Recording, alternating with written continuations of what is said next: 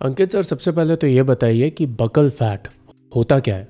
Buckle fat pad एक deep facial fat है जो हमारे चीक बोन के नीचे की साइड में होता है। इसकी एग्जैक्ट लोकेशन के बारे में अगर हम बात करें तो लाइन कनेक्टिंग अपने ear lobe to corner of mouth के अंदर इस साइड पे होता है। हमारे फेशियल कंटूरिंग और फेशियल एस्थेटिक में एक इंपॉर्टेंट रोल प्ले करता है ये।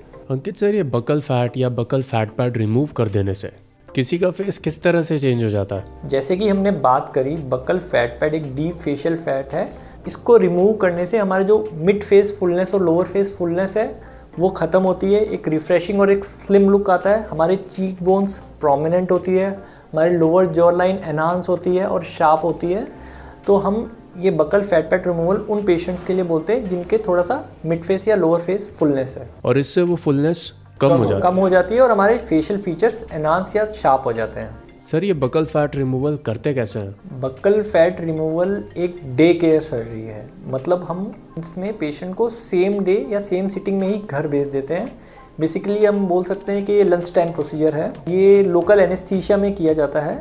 इसमें इंसीजन हम फेस में बाहर की तरफ नहीं, मुंह के अंदर की तरफ लगाते हैं, जिस वजह से कहीं पे भी कोई स्कार वगैरह नहीं आता है। इंसीजन लगाने के बाद हम फैट रिमूव करके थोड़े सूचर्स लगाते हैं। इसके बाद हम पेशेंट्स को बोलते हैं कि लिक्विड डाइट ले थोड़े टाइम के लिए और ज़्यादा स्पाइसी ना ले।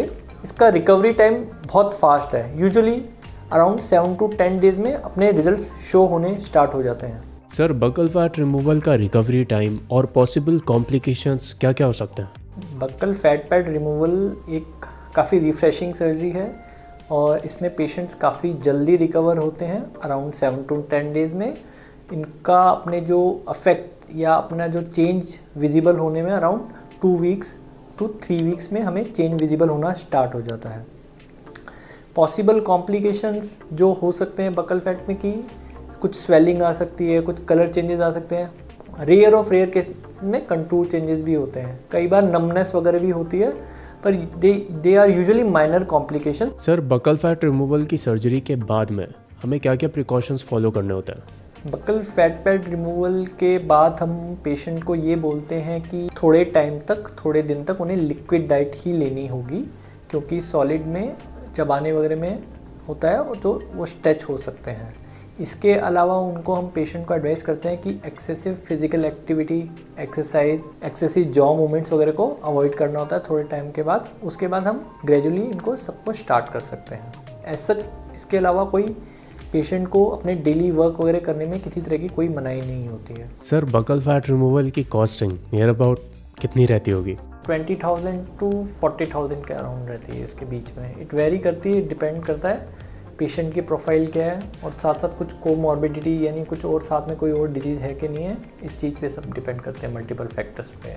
Sir, as a cosmetic surgeon जो आपकी जर्नी रही है शुरू से लेके अब तक, उसके बारे में कुछ बताइए। मेरी जर्नी जयपुर से स्टार्ट हुई थी। मेडिकल ग्रेजुएशन मेरी MBBS और पोस्ट ग्रेजुएशन जनरल सर्जरी में मेरे SMS मेडिकल कॉलेज से है।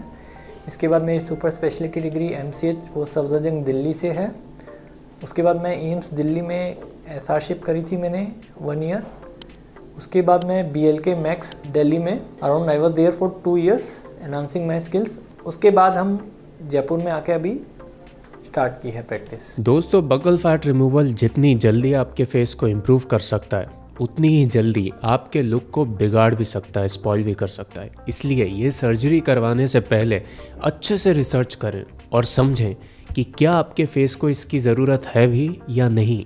वो कहावत है ना, लम्हों ने खता की, सदियों ने सजा पाई। इसलिए कोई भी स्टेप लेने से पहले 2 से 3 कॉस्मेटिक सर्जन्स, प्लास्टिक सर्जन्स को कंसल्ट ज़रूर करें और अपना बहुत बहुत ध्यान रखें।